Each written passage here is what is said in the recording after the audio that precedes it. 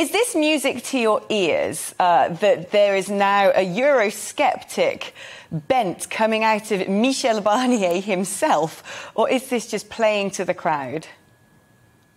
No, let's be very clear. It's quite funny to hear Michel Barnier talk about sovereignty, the legal system sovereignty. And maybe, he has learned something from the negotiation for Brexit. He has learned that a sovereign country has more, let's say, has more to do in the world and is able to do your own policies. But he is quite hypocrite because you cannot apply what he means to do, because he does not want to leave the European Court of Justice, of the European Court of Human Rights. He says we will just won't apply it regarding immigration, which is not compatible, because if you are serious, you know that being within the European Union, you cannot do anything about legal immigration because it's written in the European treaties. Or, for example, the main source of immigration in France, it's family reunification, and it is a European directive. So you cannot change it. Basically, I think he is playing the crowd, Michel Barnier, definitely. But it's quite funny to see him doing that, because you may have seen it, in Twitter. I have answered to this tweet, which wasn't basically not by Michel Barnier account, but by his own political party, Les Républicains. And I answered, so what do you mean if you want to take back your own sovereignty? It's Frexit. And the tweet has many, likes. And then they deleted this tweet and they put it again. And Michel Barnier has reacted and he has said, I'm just talking about the immigration policies. Obviously, we won't leave the European Union, So he's quite trying to play the crowd. And you see that he's in political campaign, because it's not serious to propose such a thing. Normally, if you're consistent, you say, yes, I want to take back control of immigration, but sovereignty cannot be split. You are sovereign or you are not sovereign.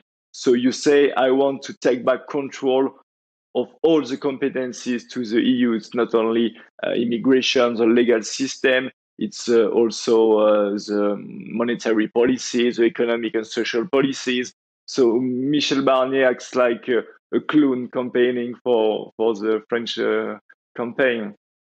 What sort of a chance? Your presidential elections aren't until next year, but it's almost like the whole country's in campaigning mode already, because there's really strong rhetoric coming from Macron as well, and they're all seemingly trying to face down the existential threat of Marine Le Pen. But what sort of chance does Barnier stand if he were to become a candidate in the presidential race? Is it a good chance? I don't think so, because basically, Michel Barnier is not very well known for the French people. He maybe is more known in the UK due to the Brexit negotiation, because actually Michel Barnier has spent something like 15 years working for the EU. So it's even more surprising to see him expressing some Eurosceptic ideas, and he's not well known for the French people. So I don't think even that he will be candidate, because he has to do, some primary within the Les Républicains party. I don't think he will be elected in it. But if it was the case, let's say, I don't think he will have any chance to win it, because it's so much linked to the European Union, and this part, let's say, of the electorate is already taken by Emmanuel Macron. So I don't see him, to have a better score at the first round than Emmanuel Macron. He won't be able to win it anyway. And politics in France is definitely changing. I mean, even as an observer sitting across the channel, most politicians are now talking tough on immigration. You've got Barnier talking tough on the EU. It seems to me that Brexit's been a bit of an inspiration. How are things looking for Frexit? How is your party doing and your movement? Is it gaining a lot of support? Might we see France follow the UK out in the future? I hope so, but you're totally right. We see all the questions, let's say, about immigration, about taking back control on every field, about the industry, about the economic policy, about the COVID-19 crisis. So all these, let's say, traditional sovereignist topics are definitely within the political game, but we see that before every presidential election, because this is what the people are expecting.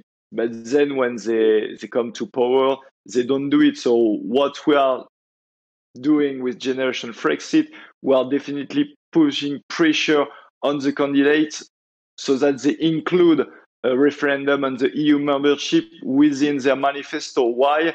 Because you can promise whatever you want, but the main issue is the EU. So if they don't have this referendum within their manifesto, let's say that they are not serious politicians, because it means that all the proposals that you do, you will not able to implement it. So we are pushing hard to have this referendum on this presidential election, but after it. So Generation Frexit won't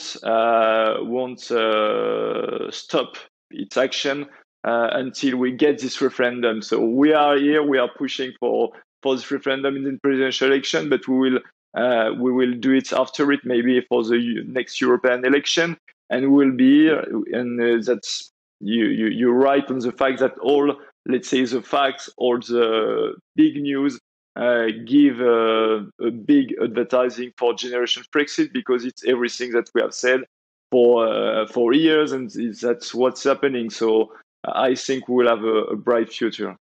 I hope you do. You've got backing from your friends across La Manche with that. And any tips or advice I can give you, I'm always the other end of the phone.